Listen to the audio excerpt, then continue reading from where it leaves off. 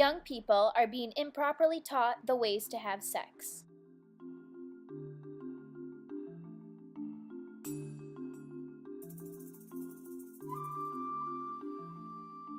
Students are taught that abstinence is the best option to take because sex outside of the marriage is considered dirty and a sin. Most young people will not learn how to properly have sex, and so they learn from their peers who also do not know the correct information about sex and how to have safe sex.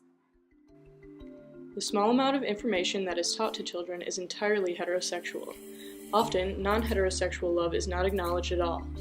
Heterosexuality has a long history in which it defines itself as natural.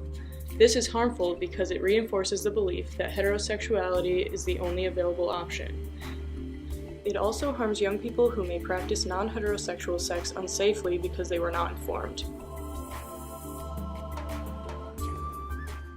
Hidden curriculum is everything that is taught that is not part of the actual curriculum. It is used by schools and the media. The hidden curriculum about sex is used to regulate sexual discourse, knowledge, and behaviors. Schools are used as arenas in this power struggle. This gives schools more control of sexuality. Media also has the power because most people, when watching a film or listening to a song, do not catch the hidden curriculum the first time that they watch it.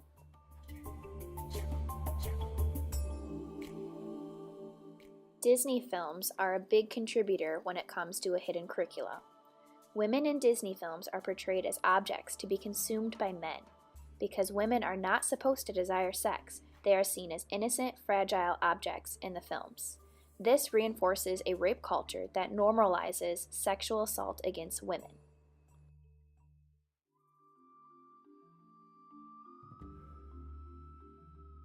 The media uses hidden curriculum for what love is supposed to be, and it also uses it to teach what good sex is supposed to be.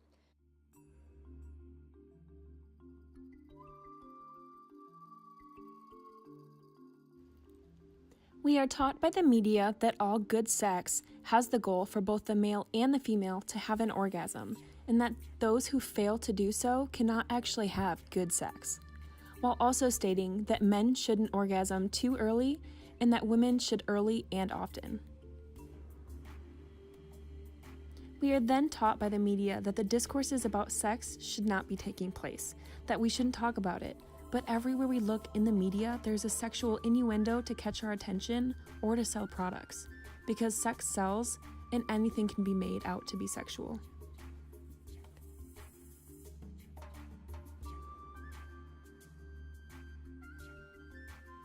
In the party scene, there are a few double standards that pose as consequences. First, it is taught and expected to have sensual encounters with other women to show men that they are available, but this individual is not seen as a lesbian.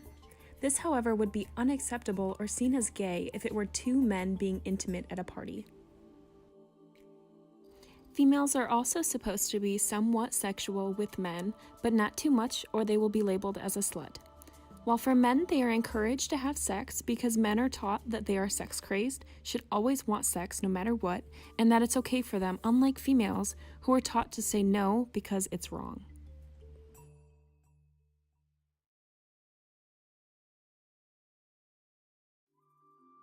The charm circle creates a hierarchical system of sexual value.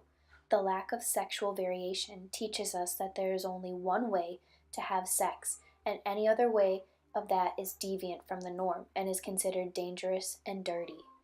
These laws around sex are to protect and help put sexuality and sex into its place. These laws can be challenging to get rid of.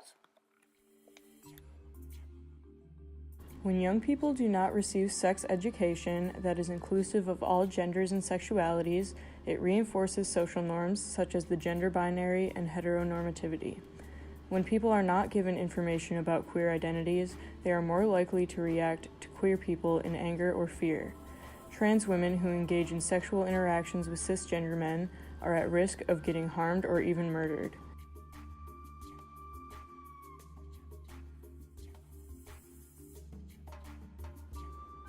Cisgender men who react violently to transgender partners are doing so in order to assert their masculinity and heterosexuality, key parts of their identity which they have shaped since childhood. When people are not taught facts about sexual safety, misinformation spreads instead. Misinformation about sexual health increases harm and can be life-altering.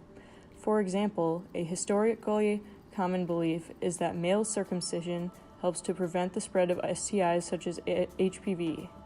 However, circumcision has not been proven to reduce the risk of contracting or spreading STIs and has been found to be medically unnecessary. The spread of this misinformation has caused a huge number of people to be subjected to the unnecessary and potentially harmful removal of a part of their genitals. We can try to protect those that we love from the wrong information, but the best route is to have proper teachings on how to stay safe, to provide the proper information, to keep an open relationship for these needed conversations, and to not send them searching.